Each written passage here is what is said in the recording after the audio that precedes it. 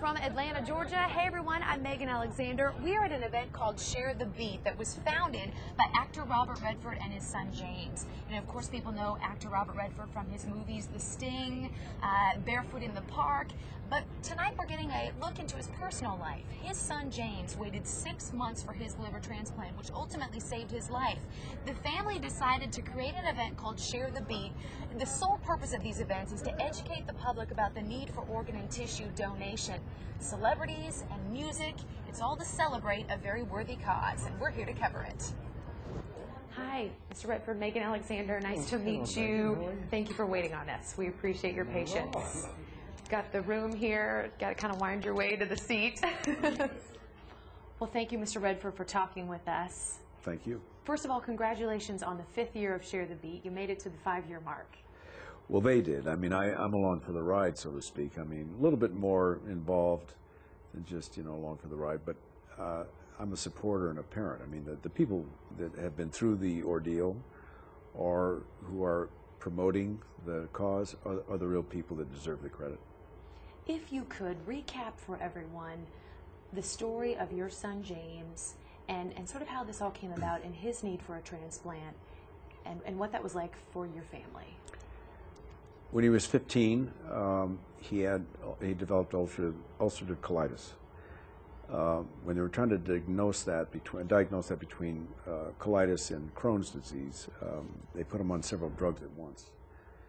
And one of the drugs he was allergic to, and that inflamed the liver, and that eventually turned into cirrhosis. So it was unfortunate. It was nobody's fault, really. So I think the first reality check where the family had to, face a hard reality was putting his name on the national list, which he did.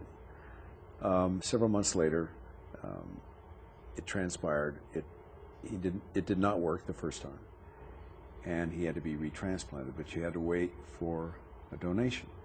So that was months. When it finally came, that one worked. He was fortunate, so his good fortune led to him putting something back, and that led to a documentary, and then the formation of this organization for donor awareness. And so that's sort of where I come in, because all I could do was support the operation and give him emotional support. And then when he started the organization, to support that by being a part of it. No, what you do is you put your name on a national list and then you wait. And I asked when his name went on the list, I said, can you give us any idea about how long I'm going to take? And they said, well, anywhere from 6 to 9 months. You can be imagining. Well, what I didn't know was that if a patient is in the hospital where they're signed up for the transplant, if they're in that hospital for any reason whatsoever, and an organ should come in at that time, they go automatically to the top of the list. So about maybe 4.5 months into it, I was preparing for another 3 to 4 months. So I was directing a film in New York. And suddenly, out of the blue, comes word, your son's going in the morning.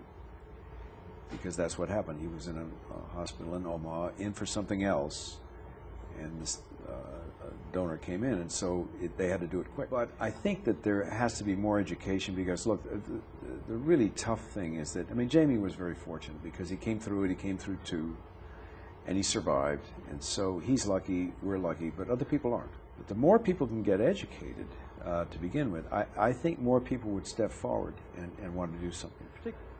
I can tell you this, as hard as it is to stand by and not be able to do anything but provide support, don't underestimate how valuable that support is. The fact that we were with Jamie the whole time, throughout, before, during, and after.